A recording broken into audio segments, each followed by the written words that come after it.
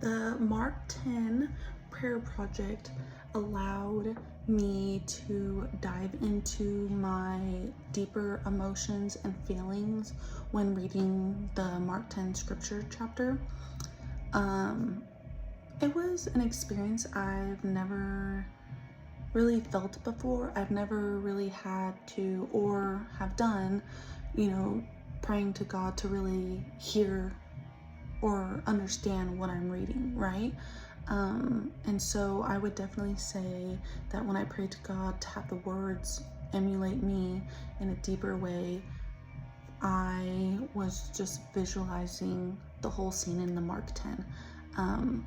It was quite extraordinary and unique and just very emotional to feel as if I was walking with God in Jericho, just feeling that emotion of being a disciple during that time.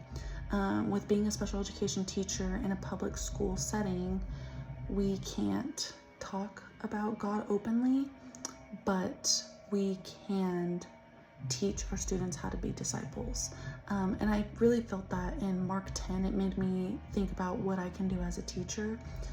So I know sticking up for what I believe and, feeling that sense in Jericho of being a disciple of God, a leader for God, of walking in Jericho and not being ashamed or embarrassed as the other villagers were looking at me when I was walking by, right? In that feeling, in that moment. And so definitely installing that in my students as well, to teach them to not be afraid of who they are and who they want to be, and that it's okay if they're not a leader, but a follower of good things.